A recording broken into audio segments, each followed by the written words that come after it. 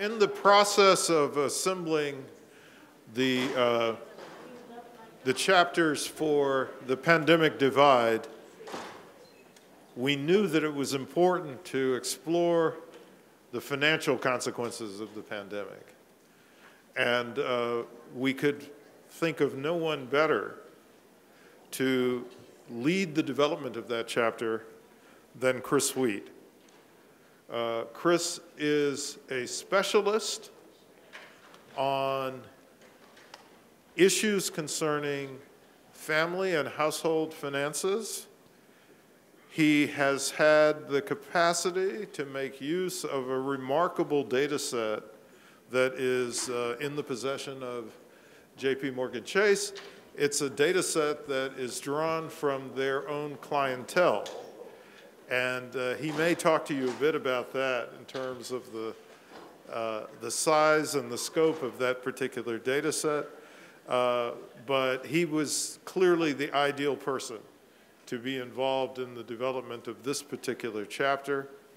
The focus of this chapter is on what happened to black business ownership during the course of the pandemic.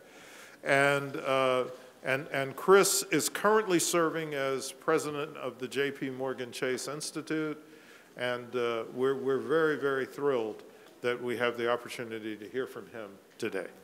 Chris.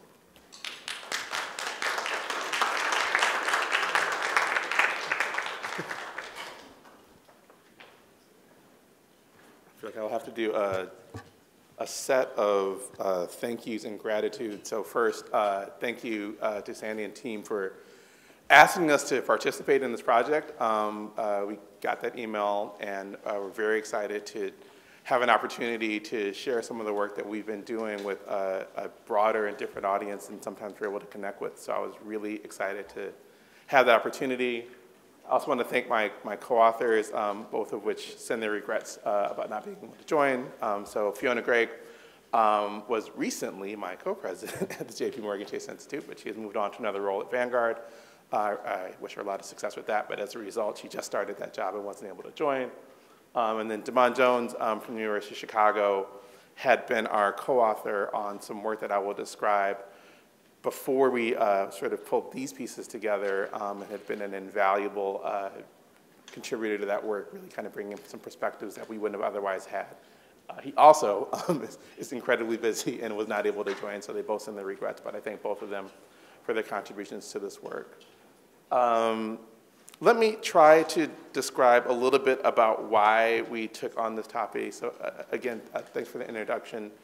I and my colleagues have been interested in questions about business ownership, wealth generation, and race because, look, I don't want to overstate the importance of that constellation of mechanisms to understanding the racial wealth gap. The racial wealth gap has many drivers, of which this is maybe one, and that's a question that we've been thinking about a lot. Like, do we really understand how business ownership is or isn't playing a role in generating, sustaining, or possibly offering a solution to minimizing wealth gaps for the families who happen to own small businesses, which are a subset of all families, right? So again, I want to put that in its right box.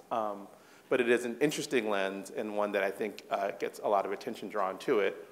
And it's something that we were, like I said, thinking a lot about prior to the pandemic. We had done some initial research. We had just gotten some data that allowed us to look at the tremendous asset that we have in terms of the financial data from Chase clients and customers through a race lens that, for reasons that I'll try to explain in a little bit, is not an easy thing to do, but we had just started doing this work when the pandemic came, and so we had a lot of inbound questions. We had our own questions about, in general, what was a pandemic going to mean for the financial lives of black households, households of color in general, and what do we think about that? And so when the chapter came around, we had just wrapped up some really, really initial work on that. We hadn't seen the whole pandemic. It's hard to write up a chapter and then see like how history plays out. So I'll try to talk about all that. I'll talk mostly about the content that is in the chapter, but you should know that I'm very anxious to have a conversation and get questions and respond to them because a lot has happened since. I think we've had a lot of opportunity to reflect on maybe what was by design or otherwise worked well in terms of the federal policy response in particular. But in addition, we've had some time to see like what has happened since that initial federal response, which leads to a set of questions about what the future might look like. So let me give a little bit more detail about the kind of data that, again, I am thankful and fortunate to have access to. A bit broadly speaking, at JP Morgan Chase Institute, we have access to our core data, which is the de-identified financial records of our customers and clients. I'm going to mostly focus on the lens that we have through consumer checking and savings accounts. So think like you and I, like whether or not you bank with Chase, and if you do, thank you for your business. Like you kind of know what you see in your checking account statement that you get every month, or that you see online every month. That's kind of a way of thinking about the lens that we have. We see every transaction that goes in and out of account. We see what the account balances look like on a daily, if not sort of higher frequency basis than that, which gives us a quite frankly unprecedented lens on like the high frequency, relatively up-to-date view on what is happening with, Audrey Wheat, my mother's finances, right? Like as of a month ago or something like that. And so like that's where we sit. That's the kind of research that we typically do. We are usually in the business of trying to be responsive and relatively quick to get that information out to other people because of the way our data is constructed. Similarly, we have data on small businesses. That data looks quite similar. The main difference being instead of it being somebody's personal financial lives, it's data on what's happening with that small business. So we know some things about the small business. But we can see revenues, we can see expenses, things like that. We can also tell who owns the businesses. So we know, oh, this household owns this business. And that's kind of the core data. The new thing that had happened, again, right before the pandemic was we had acted on an idea that came in with one of the academics that we do research with about a way to identify the race of these customers and clients. Generally speaking, for very good regulatory reasons, financial institutions do not know the race of our customers and clients, right? Like there's good reasons. There's a long history that's wrapped up in the conversation about why the racial wealth gap exists, about sort of how banks have and haven't been involved with that. So, but something we realized was some states are required to to collect information self-reported at the time that voters register. So that's not everybody, but lots of people register to vote. Obviously, an increasingly interesting question over the last several years about who isn't registering to vote, but it's a fairly broad data set that is, in principle, accessible. So through a very careful process in a way that didn't cross the lines of identifying our customers, we were able to work with a set of partners to ingest this individual level data on race attached to people's names, keep the rooms separate so that our team was able to get a still de-identified data set. We don't know who this person is. We just see their financial transactions, and now we also know their race. We could do that in 3 states, Georgia, Louisiana, and Florida, where those states were required to collect that information, and Chase had a meaningful population of customers there. So there's some other states that also collect this information, but it was places where we didn't really have much sample. That gave us this really, really big, unprecedentedly large, like almost 2 million families that we could, again, do this work to really understand, in general, notwithstanding COVID, what do we know about racial differences in the financial lives of households. Small business data, I would just say, is really hard to come by. So our subsample here of the 150,000 small business owners, where we not only can see sort of what's happening with their household finances, but we can also see what's happening with their business finances, and again, can differentiate that by race, was to me a real treat. I've been doing this kind of research for a while and never had access to these kind of data. And so that is the universe that we are working in, and had started doing research to try to understand how these families and small businesses are doing in general. So what I'm going to do is mostly in two mini chapters. One arc around households in general. What is it we thought we knew about them before the pandemic? What were we able to see in those early months of the pandemic in our data in terms of how those families are responding? And then another arc on the businesses that were owned by people of different races. Again, what did we see in the past? And what do we see as the pandemic sort of began and we could start to see some early effects? It turns out, in retrospect, that was a really important lens because, and I'll talk about some policy implications at the end, but for me, an emerging takeaway has been the pandemic did a lot of interesting things. Most of the things that are shaping the racial wealth gap had a much longer time frame that happened before the pandemic. The pandemic kind of like taught us some things about what kind of policies may or may not work, but most of what we needed to understand we might have understood before in terms of like the biggest drivers of the gaps. And so hopefully that will come out in the presentation. Okay, so this is a chart from the chapter. Again, trying to describe what we thought we understood about households by race before the pandemic. So this is, you can see on the chart, it's labeled 2018. And you know, this is one of the first kinds of things that we looked at. And this is in part to answer an empirical question of interest, but again, to kind of give you a little bit of sense of the kinds of things that we typically are looking at and the interesting and partial lens that it has on wealth. This is the distribution of liquid assets by the race of the person and kind of giving you a sense of what that distribution is. So the gray bubbles in the middle are kind of those median numbers where we see that it's shorthanding, like the typical white family has about $3,200 in their checking and savings accounts. So when I say liquid assets, that's what I mean. It is not all of their wealth. It is not their net wealth. It's not their debt. This is kind of like where we were in 2019 as we were starting to do this work. Had a really good lens on checking and savings accounts as one of the instruments of managing day-to-day finances. I'll say a little bit more about one of the reasons we think this is an important lens because it kind of gives you a sense of like, well, what can you work with to respond to day-to-day challenges in managing your financial life, shocks that might happen to your family. That liquid asset buffer, if you want to think about that, is like materially bigger. It's almost hard to see the level differences because of, on this chart, because of how big the differences are even at the top end. But still like 3 times as much as the typical black family, a little bit more than twice as much as the typical Latino family in terms of that day-to-day buffer for managing financial situations. At the 10th percentile for low wealth families, you still see the gap. So this isn't just happening like at the middle. And even for relatively wealthy families, you see like a stark gap, right? $27,000 just there in the checking and savings account of the typical white family at the 90th percentile as compared to about $10,000, not a small sum for a black family, but still almost a 3-fold difference.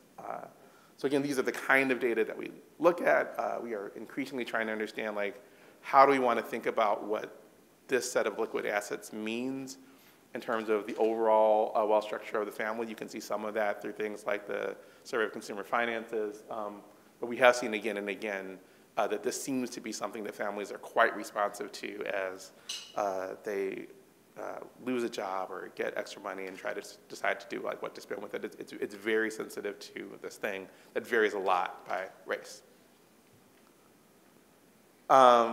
Here is a kind of other thing that we look at that reinforces this sense of why it's important to understand liquid assets. So this is more descriptive, but it's another piece of work that we had done prior to the pandemic, understanding sort of racial differences in the financial lives of families. We wanted to understand how do you respond to a shock and how does that differ by race? And so what we're looking at here is when people lose a job, and then specifically when we see an unemployment insurance check come into their bank account. So yes, in general, we see the dollars in and dollars out, but we also see some characteristics of those flows that allow us to identify some policy features as well.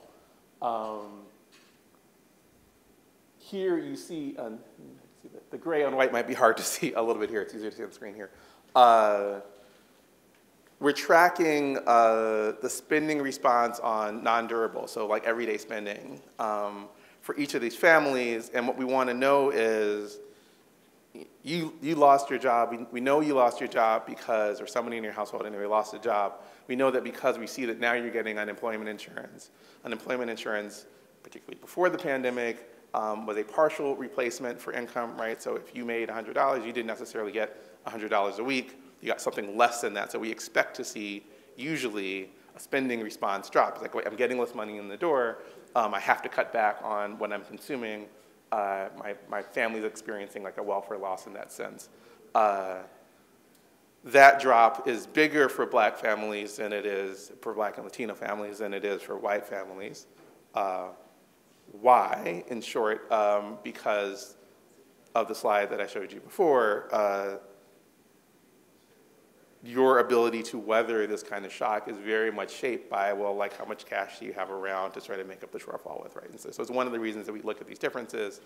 It's one of the ways that we try to understand, sort of how policy is interacting with pre-existing wealth gaps to shape outcomes for families of different races and Black families in particular.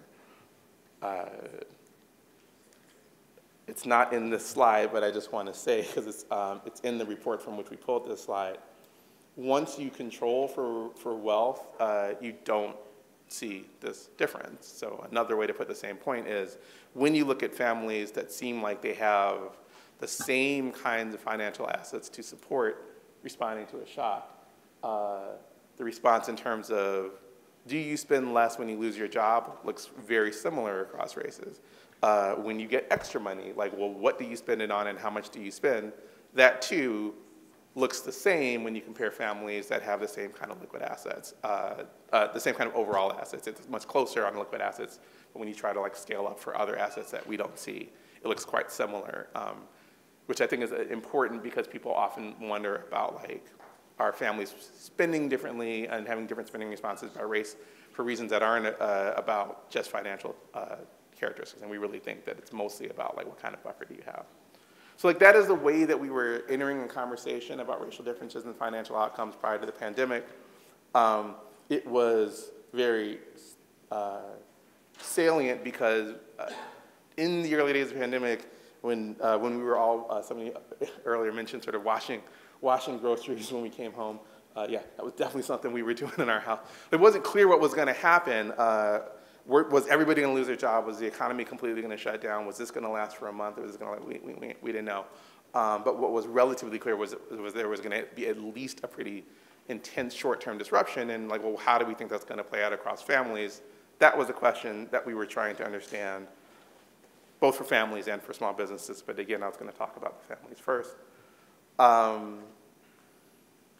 I'm going to back into a point about what we understood about balances by first talking about the patterns we saw in terms of what we would term as inflows. Now, inflows include things that aren't just income for household, it's mostly income, but importantly, and you can sort of see it in the chart, over 2020, suddenly these federal payments were like a very, very, very big part of average incomes, of typical incomes, because they were so pervasive in a way that something like unemployment, like typically most people aren't unemployed, so you don't see such a big bump. But the federal programs in particular were like really, really pervasive, and so we really saw it in the data in terms of these big shocks to cash coming into accounts, sort of above, including both income but also sort of federal supports. So let's start with the inflows, and then I'll talk about sort of the outflows, which are capturing mostly spending, again, for households, and then we can sort of see how that nets out in terms of balances. For all families, we see that first round of stimulus that came out in the middle of April 2020. We see additional rounds in January and March of 2021. Yes, they were big. They were bigger in a percent basis for Black and Latino families. Why is that? Well, I didn't show that chart before, but I think many people here would not be surprised to find or already knew, like, it's mostly because of income differences that were pre-existing, right? If you give people a fixed amount of money, it's gonna be a bigger percent increase for those families that had lower income, right? So this is just kind of like dividing. There's nothing really super special going on here, except that in what I think was probably an idiosyncratic way that had more to do with designing and delivering policy in a time-responsive way than an intention to make a policy response progressive. These stimulus programs, a lot of them are like fixed dollar programs, and they had this descriptively progressive, lowercase p progressive effect. They were a bigger relative impact for lower income families. They were a bigger relative impact for lower wealth families. And that's the kind of thing that you see here, right? That is making a bigger impact, sort of by design or otherwise, which is the point that I'll come back to. But this is the kind of thing that we're trying to track in real time to help policymakers understand, like, well, what is happening with these programs and how are they landing for different kinds of families? Really sort of notable changes in inflows for Black and Latino families, less so for white families. On the other side, we see spending and other things going out of the account. Again, spending is higher for higher income families. White families tend to be higher income. So the relative change that you see here is bigger, especially in the later rounds when the economy was relatively more open in January and March of 2021 as compared to in April of 2020. We see what is mostly a spending response to these payments. It is in relative terms bigger for Black and Latino families, but the difference between the inflows and the outflows, like you saw your income go up, how much of that went to spending was actually more of a driver for white families. So we were all trying to understand this because we were trying to make sense of this broader pattern we saw of balances actually going up for the most part through the pandemic. Now, I will admit, this was a surprise. Like, I found myself and my colleagues, and many people found themselves trying to answer questions about what this chart would look like on the left side of the chart. Like in March of 2020, people wanted to know, like, well, what's gonna happen to families? And we're like, I don't know. Well, we've seen disruptions before, and they often sort of have these effects of really crippling families because the economy falls apart. We were certainly surprised and spent a lot of time making sense of the fact that in nominal terms, cash balances went from $500, $1,500 for Black families, $1,500 for white families, to something that was like higher than that for many, many, many months. Yeah, that's kind of interesting. Again, I think in part it was a combination of reasonable responses to try to keep spending going so that the economy didn't fall apart. And you can see it even more clearly here, in relative terms, really pushed up cash balances for Black families the most, Latino families, at least in the window that we have of observation, a similar amount, not quite as much, and less so for white families. And those balances, not in the chart here, but I know because we have continued to look at this, it's not in the chapter, but it's just in our ongoing research, especially in nominal terms, have stayed up for quite a while. Maybe they are coming back down to where you might expect them to have come because of growth in the economy and inflation and such, but they really have been up quite a bit.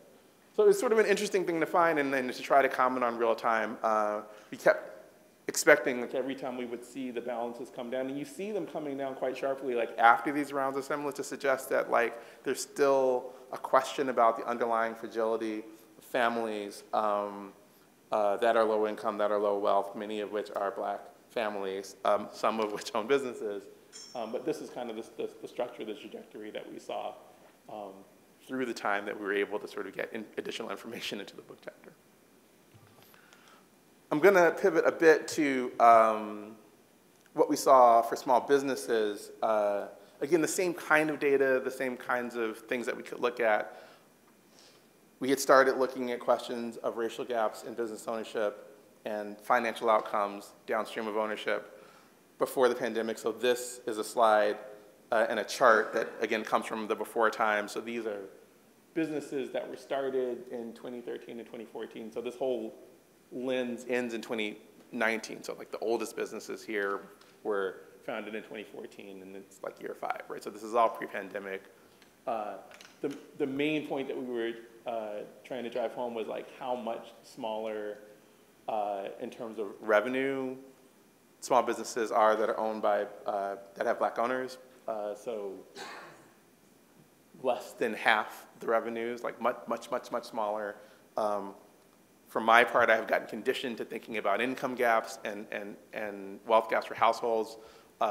In general, those gaps are like the logically parallel gaps of revenue and assets for businesses are actually larger for small business owners, suggesting that there's a lot of room for policy action and growth in terms of the ability of understanding the ways in which business ownership might actually make a positive contribution to closing the wealth gap, because these businesses are, they're starting out a lot smaller. It's not like they grow, at least in their first 5 years, in ways that are closing that gap. The gap is roughly the same size in year 5 it is in year 1 in terms of those first few years of business ownership. This is a lens on the same concept of cash liquidity, like how much money do these businesses have to respond to suddenly people stop coming into my business because it's COVID. There was a hurricane. There was a closure. People in my community got hit with some other shock and they're not spending. It's still a measure of the amount of cash that they have in their accounts. The only thing that we do here to transform that a little bit for different kinds of businesses is to divide that by the typical amount of money that they spend in a given day. If you divide those two things, you get a number that's like, well, if they didn't see any more income, how many more days could they keep running their business before they would just run out of money? Notably, that's a small number for white-owned businesses too, 19 or so, that's like 3 weeks. So even white-owned small businesses are often operating on what you might think of as like 3 weeks of cash, which isn't very much, but Black-owned businesses are starting at less than 2 weeks and not growing out of that anytime soon, right? So again, our prior was that, wait, this seems like a really sharp reduction in revenue that's going to be really hard for these businesses to sustain. We know that they don't carry a whole lot of cash around, at least in their business checking account. You could be quite worried if this was a month-long disruption, but maybe COVID will be longer than a month-long disruption, which I think has been clear is the case. So this is how we were thinking about that as we first started looking into it. Oh, I forgot to mention. Also, like, why does this matter? Black-owned businesses are a lot more likely to fail, to go out of business than white-owned businesses are. So 11% have exited by their 3rd year as compared to only 9% for white-owned businesses, like a statistical difference between those two levels. But notably, if you only compare businesses that have the same amount of revenue and cash, then those exit rates look the same. So like the survivability of businesses is much like the sustainability of households. Many of those racial differences are actually differences in the financial situations that the households and the businesses face. And when you put them together, as small businesses typically do, the typical very small business is very integrated with the household finance. Like the mechanisms it's not surprising to find that those mechanisms are related.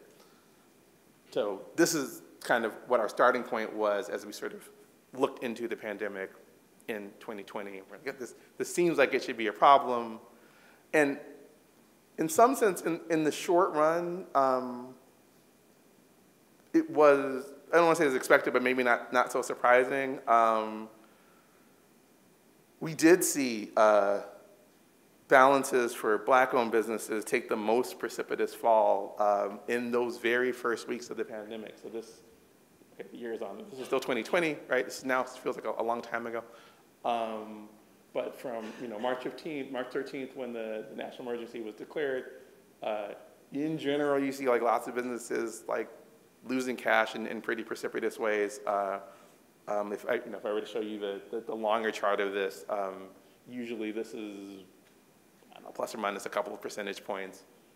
There was a worrying trend before March 12th on Black-owned businesses, right? Like they weren't doing that well in a way that I think had nothing to do with the pandemic. So we still don't exactly know what was happening there. But that trend definitely continued and didn't turn around before a lot of businesses had seen a loss of over a quarter of their cash they were holding. So we were kind of worried about that. But then you do see it turn around, not labeled on this chart as where economic impact payments came into families around April 15th. I think that's probably part of the story. There was also a large federal program, the Paycheck Protection Program, that was delivering cash. You don't really see the turnaround on this chart in particular when that program officially started in April, but notably in May, that's when a lot of that money started to go out. And you can see some of that in a couple of charts here. So that first chart was the first time we looked at it because we were trying to be responsive to questions. And then we got some more data. And so this was a month later where you can really see the effect of, again, a federal policy that was deployed quickly because, oh my God, it's an emergency and it's a pandemic and we're trying to figure out what to do as quickly as we can. Here, I think you can actually see both the size of that response. So right, you see all of these spikes up in balances. A lot of that, I think, is about PPP. That's the reason, on the day where a lot of that money flowed, you see a lot of businesses see an uptick in the balances. This is just looking at small restaurants. It's not all businesses. The last slide was all businesses. And here you see white-owned restaurants seeing a greater balance increase than Black or Hispanic owned restaurants. Restaurants are not all the same size. This was a program that was not like a fixed amount. It was scaled to the size of the business. So bigger businesses got more money because the point was to, or the program design was to support the employees of the business. So the question, how much are you spending on payroll? And if you had a bigger payroll, you would get a higher payment. So that's how at least we thought about this program that had that structure that brought along a business versus a household logic. So not super surprising to see this race gap. I think this race gap is mostly just replicating the existing race gaps that you might have picked up on the prior pages. White-owned restaurants are just bigger than Black-owned restaurants and Latino-owned restaurants, and I think that's most of what's going on here. Kind of interestingly, when you looked at other kinds of firms, so these are personal service firms, so think barbershops, hair salons, nail salons, like any of the kind of, you have to go somewhere to see a person and they're going to deliver sort of in a one-on-one way that's kind of hard to scale, quite frankly. You actually see the opposite structure. So Black-owned businesses here are seeing a bigger response.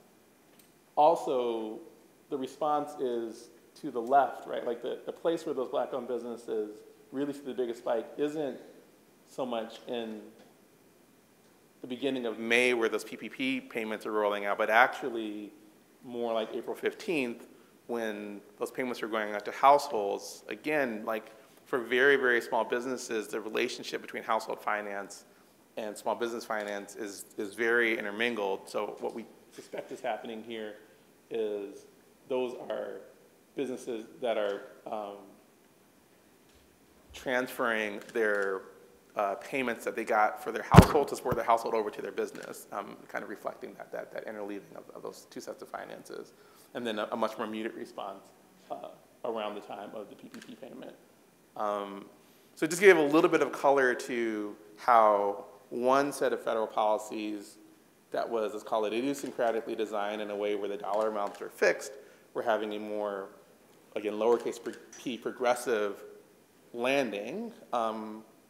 You sort of see that even here, like at the intersection of the very, very, very small businesses, of which, not for nothing, more of them are owned by people of color, as compared to what we see in the restaurants, where a program that was designed in a different idiosyncratic way didn't have that same sort of lowercase p progressive landing point. So, look, I mean, we tried to draw some policy implications, and I was looking at this. It's always helpful to go back and look and say, like, what do you think about the thing you said publicly, 2 years ago about what you thought was going to be important, and like how would you think about that now?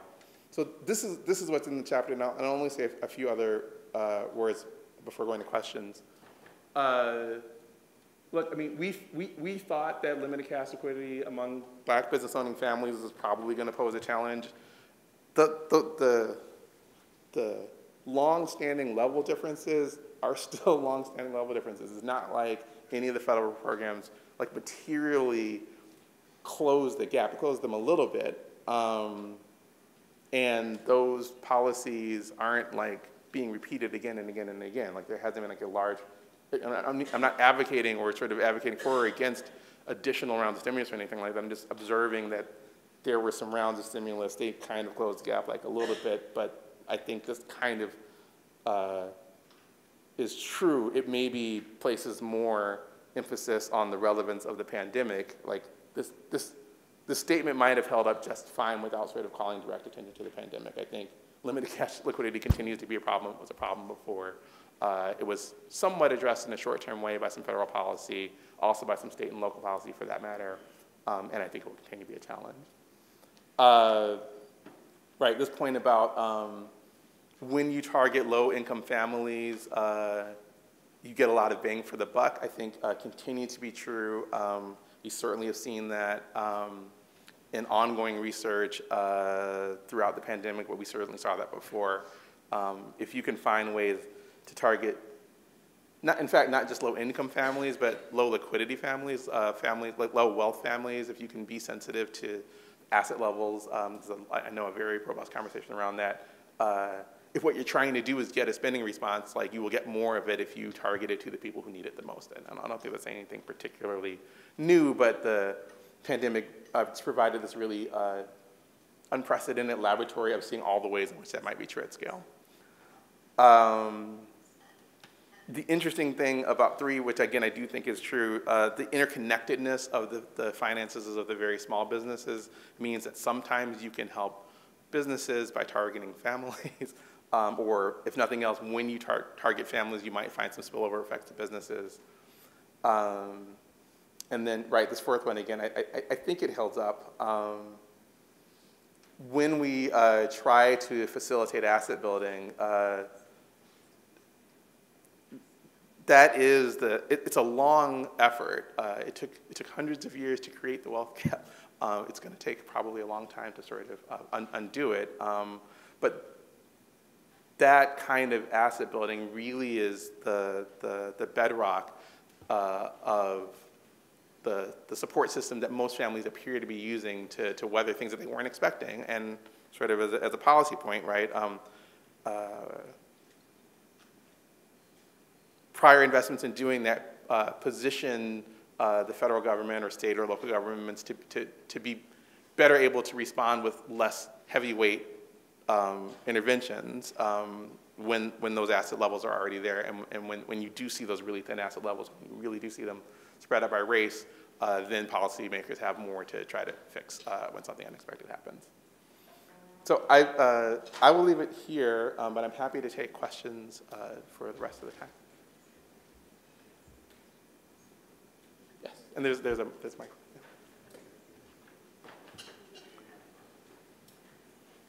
Yeah, this was very interesting. And I was particularly struck by the contrast between black versus Latino and white businesses that are small restaurants versus the other ones, because it went the other way. And I wonder what the role of DoorDash and all these delivery services were in the black community. Maybe I just don't know, but that would be something worth exploring, whether the private sector responded as quickly and as forcefully to the lockdowns in the black neighborhoods, in urban areas versus white neighborhoods, because I think that can explain why white small restaurants didn't lose as much money, that their balances didn't drop as much during the COVID. Okay. So there's a bunch of interesting stuff in your question, so I'm going to try to get to a couple of things. Delivery services. Our data didn't provide a great lens on this. So I'm more reflecting things I heard other people comment on or observe in their data, or reporting up from individual business owners that I happen to know. Right. The shift to using, the shift from having people come into your restaurant and serving them directly to doing a lot of stuff through the platforms, at least structurally introduced their service charge. Look, I mean, it's their business model. Again, I'm not trying to sort of weigh in sort of for or against, but like for all businesses, right? Like now, if you are in a community where you can't serve your customers directly, which was definitely true for many communities of color, many high-density communities in general where people of color often live, now to continue servicing customers, you're paying not a tax, right? But like you have to pay the cost of the delivery fee, and like that hurts your per transaction bottom line. But then you get more transactions, so like does it balance out? But this is a thing I heard a lot of people worry about a lot in general, and then perhaps a little bit more for Black and Latino owned businesses. Revenues didn't fall as much as I expected them to. There wasn't a chart here. They definitely fell, and they fell the most for restaurants, personal services, businesses, and something else, and I can't remember what it was, but those two were like, right, like the things that close, like your gym closed, you can't go to the gym, you can't go get your dry cleaning, right, all those things. But then they eventually do recover, but it did take a very long time. So, I didn't get a chance to talk about that, but yes, those are the kind of mechanisms that I think could be explaining that. But the biggest jump there, again, I think, isn't because of the differences between revenues and expenses. Most of the movement in the chart that I showed you was mostly about the federal programs, I think, right? And the sort of surprising thing, we had seen it before, was when small businesses lose revenue, they're surprisingly quick to cut their expenses.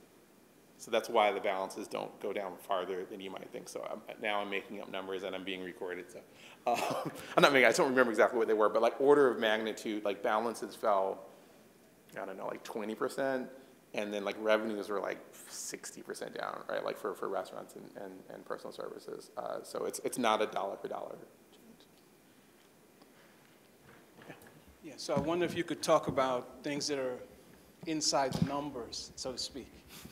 And the reason being is that with a study like this, there's going to be a lot of limitations to this kind of study. And I think that's very clear. Yeah. Meaning that the information you have is from a single account. We know that families usually have multiple accounts. Yeah. It's clear that a husband might have a different account than his wife, but you would just pick him in this study. Is that correct? The other issues is that when you look at the different families and where they come from, Georgia and Florida, and then Louisiana. Louisiana is the dark horse in all of that. That is a disparity situation in Louisiana. Again, when you look at Latino families, you're going to see a dominant Latino family only in Florida, not in Louisiana and Georgia. Yep. And so I think what you want to, if you could talk about those things.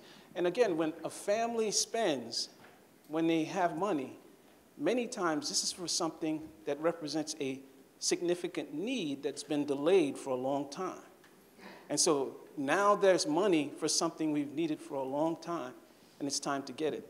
And again, this study, if it was able to show what they spent the money on, that would be significant as well. Great questions all, and if I forget one, you should come back to the mic and remind me when I forget it. On accounts, I glossed over this a little bit. There's a couple of things we do in trying to construct a sample to do our best about the problem, the very real problems that you articulated, which are very real problems that we have gotten like slightly better about. So in this study, I'm going to try to make sure I get it exactly right. We do aggregate some across accounts.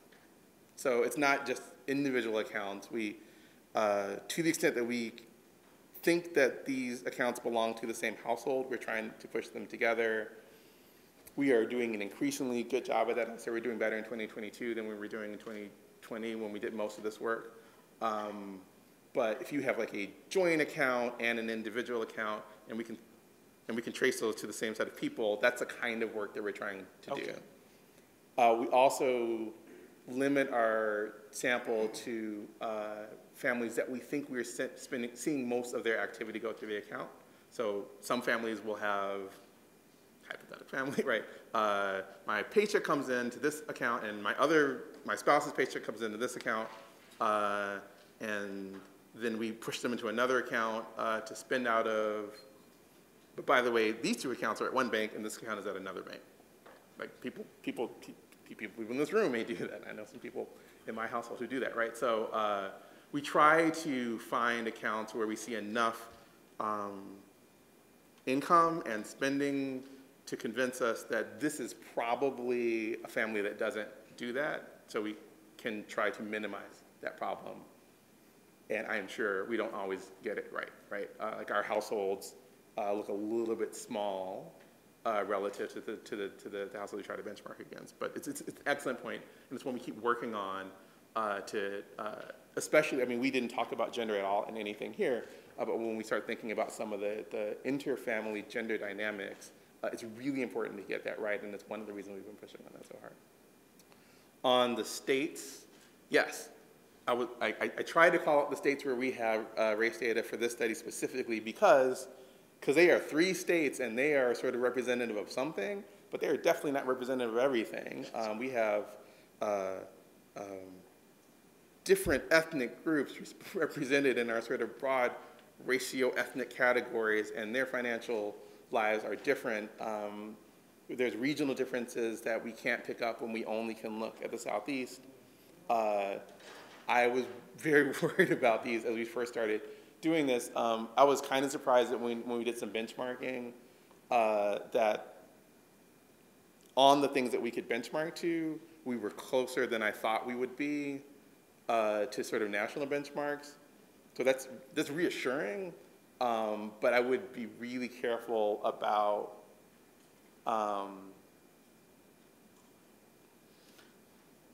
taking very fine-grained claims and generalizing them out sort of like too far. So even kind of like the restaurant questions, right? Like that maybe doesn't look the same. I don't think the charts here, I can't remember whether or not they had Asian households on them. Like it's a place where we have less data because of the place that we are. Like most Asian people in America don't live in Florida, Georgia, or Louisiana. So you kind of like want to think carefully about how to interpret those results. And then you had a third thing, and I forgot it, so I asked you. Yeah, so inside some of the family issues, yeah. So for example, Latino families, many of them have a Catholic background, meaning that there's a lot of small children under 16 in the family, meaning that their payments due to the Rescue Recovery Acts are going to be relatively large at $500 a child.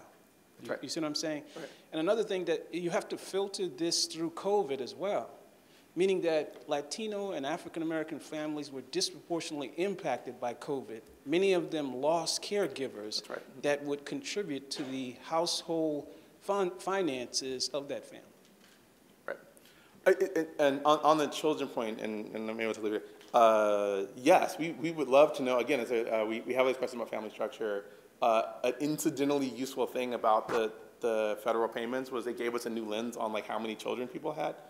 Like, so you could look at the payment dollars. So in our upcoming work to to the extent that you track it, and please do, it's all freely available on the JP Morgan Chase Institute website. I should have plugged it at the beginning. You'll see more work that really kind of leverages some of those family structure differences. I didn't see who got here first. Thank you for your presentation.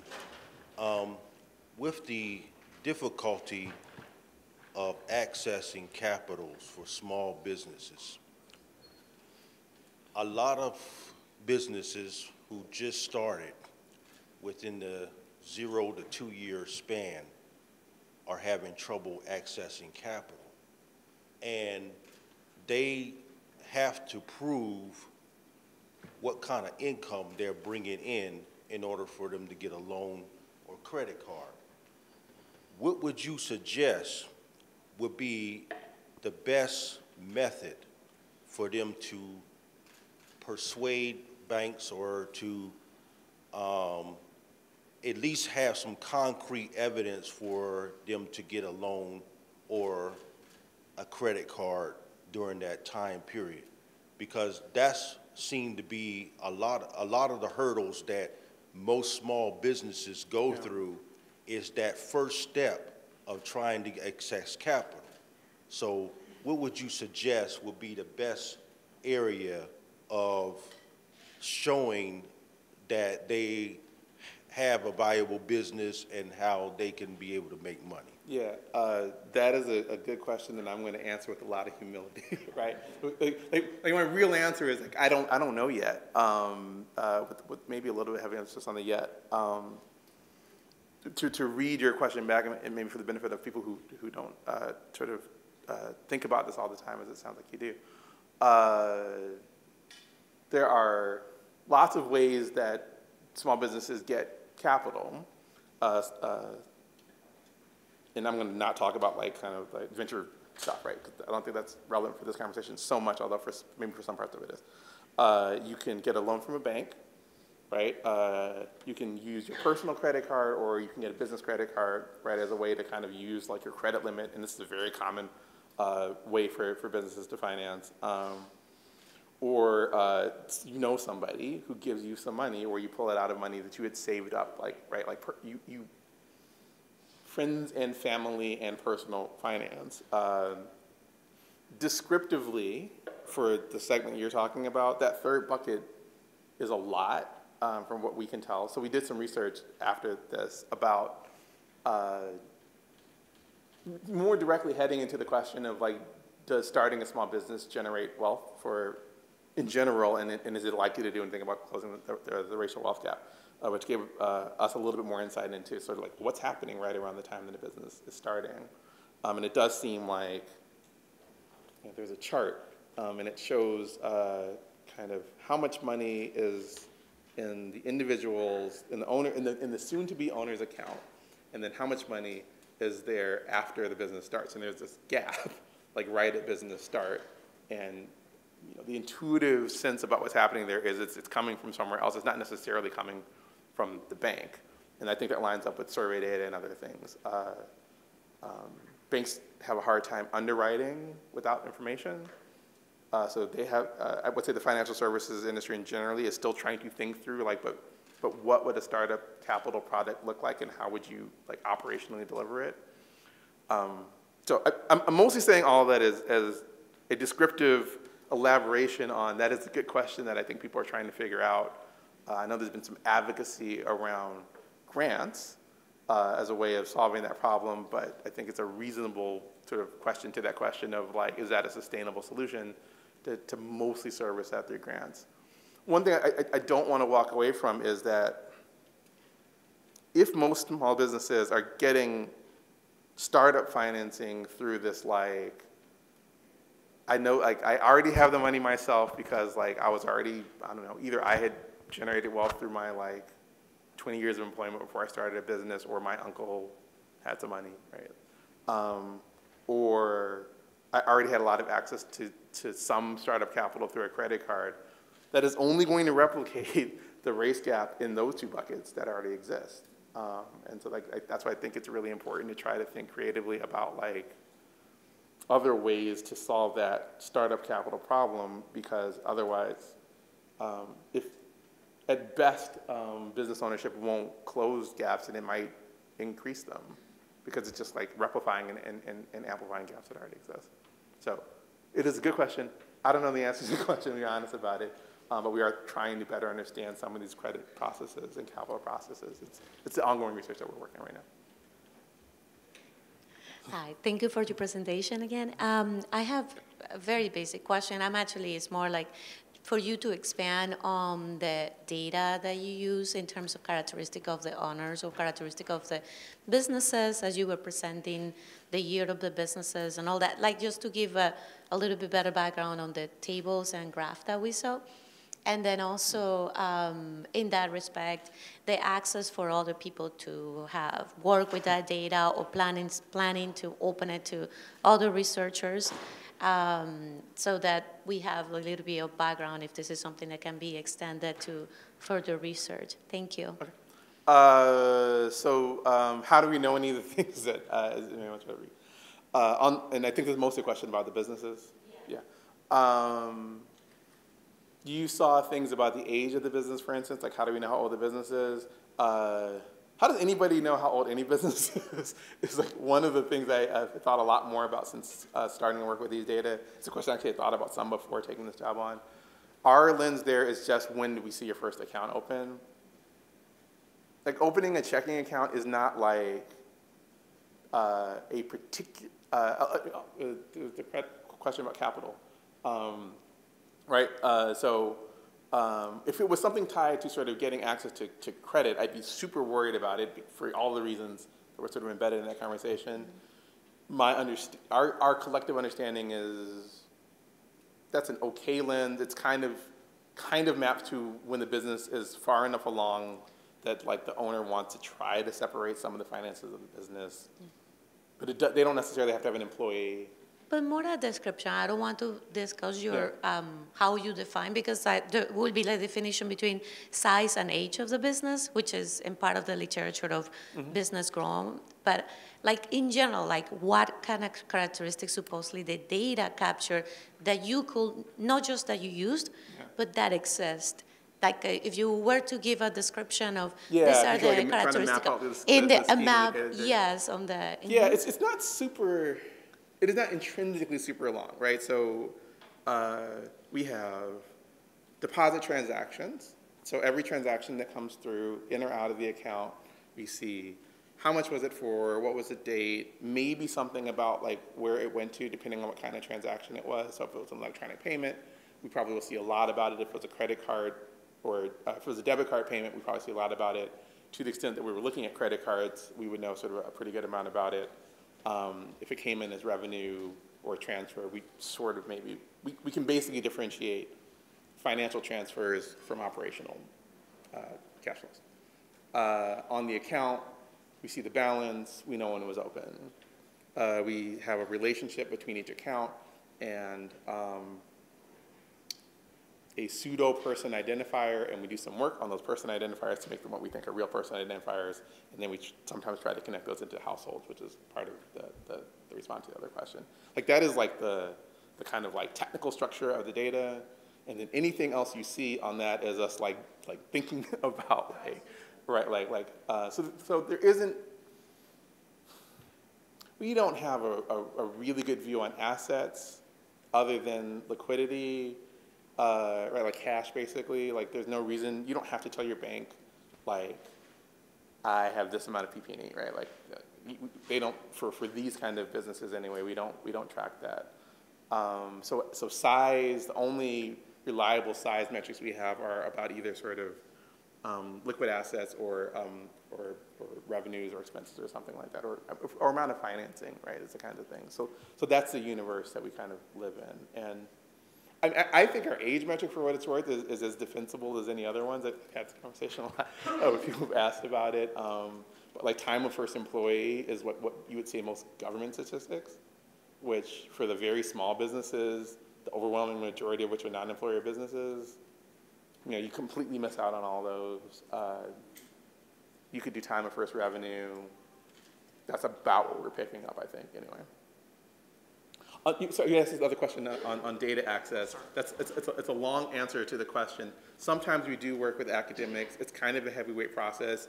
It requires your university to agree with our bank a bunch of stuff. And we have to have a project that we can work on together, and then that all needs to fit together. It doesn't never happen. So if you had a specific question, we can follow up about that.